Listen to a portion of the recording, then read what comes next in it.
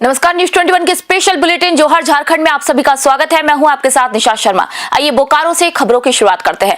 पिंडरा जोरा थाना क्षेत्र की 14 वर्षीय सेजल झा 16 अक्टूबर 2020 से लापता है। ट्यूशन के लिए घर से निकली सेजल की साइकिल और किताबें सड़क पर गिरी मिली, लेकिन उसके बाद उसका कोई पता नहीं चला।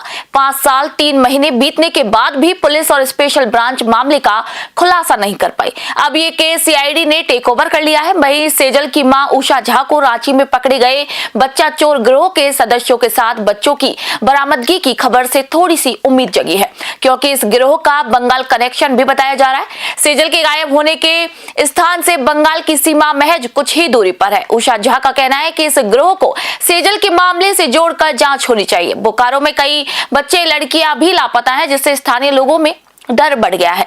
सेजल के भाई जगन्नाथ झा ने बोकारो पुलिस की कार्यप्रणाली पर यहाँ पर सवाल उठाए।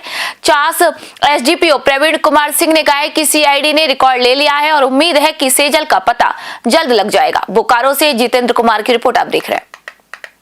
2020 16 अक्टूबर सुबह 10 बजे से पहले हमारा एक भरा पूरा खुशहाल परिवार छोटा सा था, जिसमें मेरी सास, मेरे पति, मेरा बच्चा और मैं, मेरी बेटी बहुत खुशी से रहते थे। नहीं पता था कि क्षण भर में हमारी जिंदगी ऐसे पलट जाएगी, किस्मत जो पूरी कहानी बदल देगी और एक नया इतिहास रचेगी। पिछले 5 साल से इसी उम्मीद से हम लोग मंदिर, मस्जिद, गुरुद्वारा, CM, headquarter, DGP, DIG, SP, थाना, पुलिस, बस दौड़ना, यही उम्मीद से कि कहीं ना कहीं किसी रास्ते मेरे बच्चे का एक फोन कॉल, एक खबर मिलेगा। लेकिन बस आश्वासन ही मिला। जब तक झा सर थे हमारे बोकारो में, एक उम्मीद थी जीने की। कोशिश कर रहे थे, काफी प्रयास किया था, बहुत मेहनत हुई थी, लेकिन उसके बाद तो शायद उम्मीद भी अब खोने के कगार पर है। हम लोग कहीं से कोई उम्मीद नहीं, बस आश्वासन मिलता है कि मैडम आप ही बताइए ना कि हम लोग क्या करें। अगर बता ही पाते हम लोग कि हम लोग क्या करें। उसमें पहले भी हम लोग सेजल झा को की बरामदगी के लिए पुलिस, बोकारो पुलिस अपने स्तर से बहुत प्रयास की है।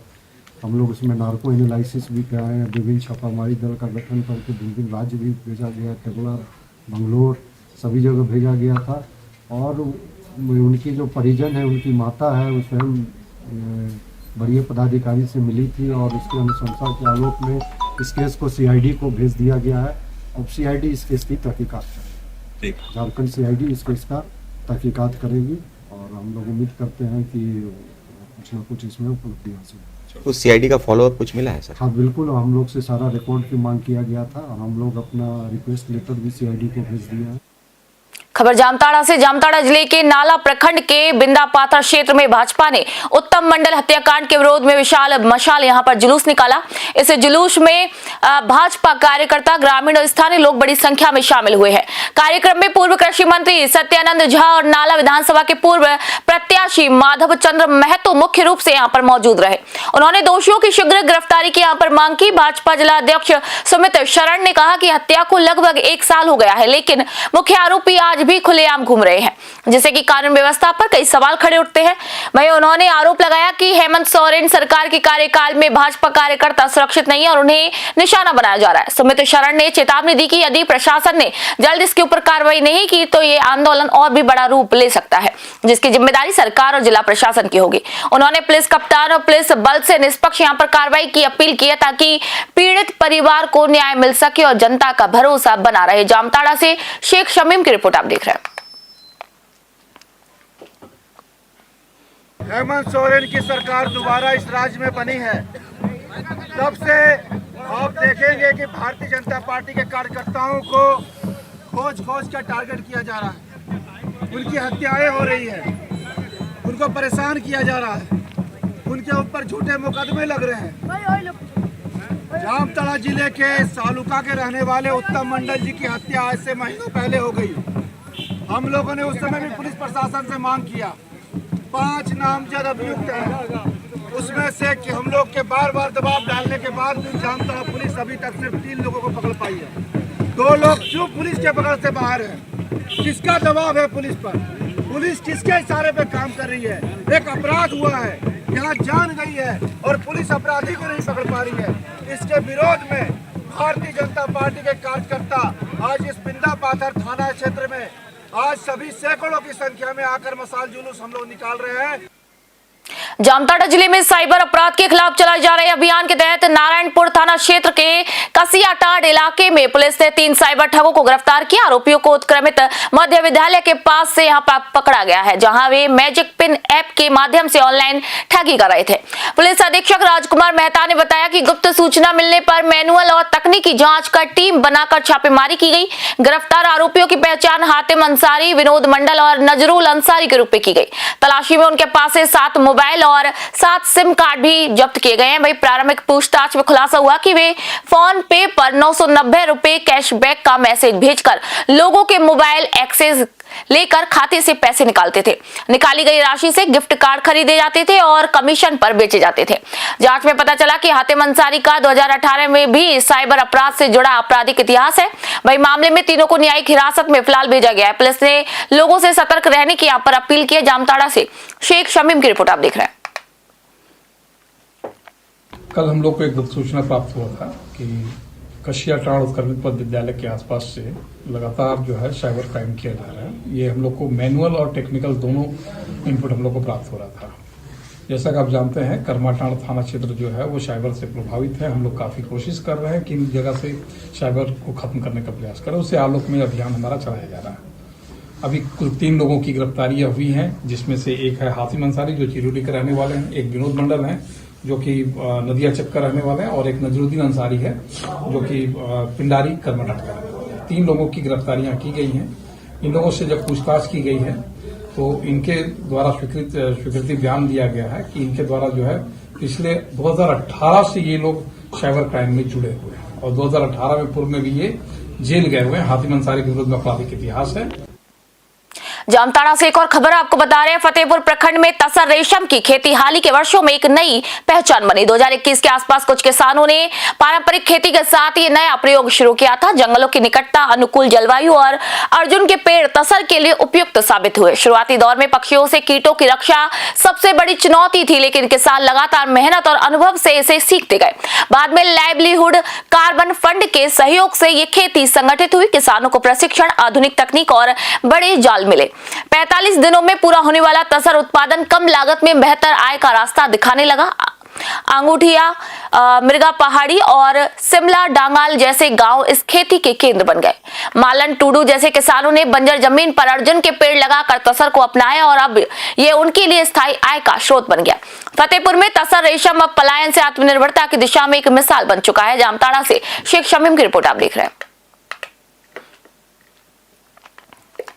As a plantation coordinator Fatehpur block, और ये प्लांटेशन जो है लाइवलीहुड कार्बन फंड का है।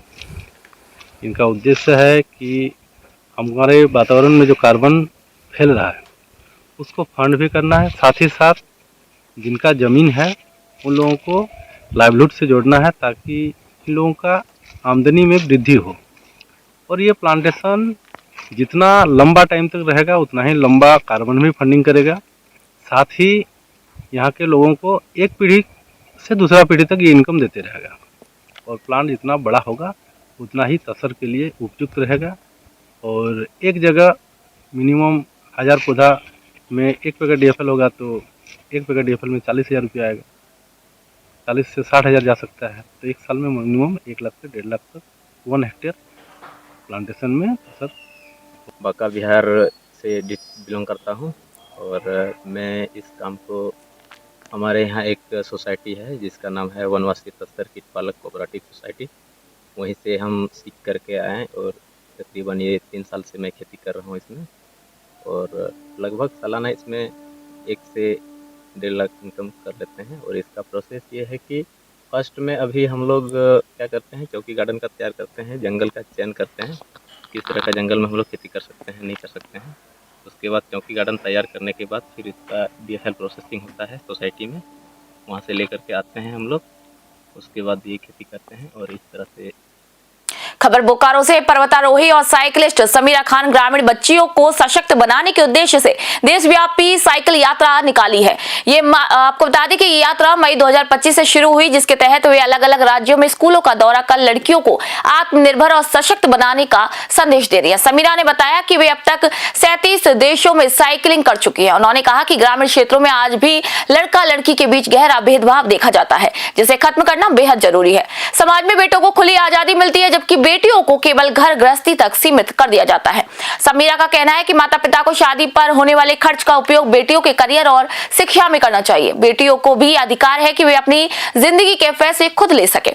उन्होंने बताया कि जिस भी राज्य में वे जाती है, वहां पुलिस सुरक्षा के साथ उनका भ्रमण कराया जाता है। बोकारो से जितेंद्र कुमार त्रिपाठी की रिपोर्ट आप सभी देख रहे हैं। मैं आंध्र प्रदेश से साइकिलिंग कर रही हूँ, all India for rural girl empowerment. मैं हूँ माउंटेनियर। अभी जो ये कैंपेन कर रही हूँ, all India for rural girl empowerment, ये मैं मई से स्टार्ट की।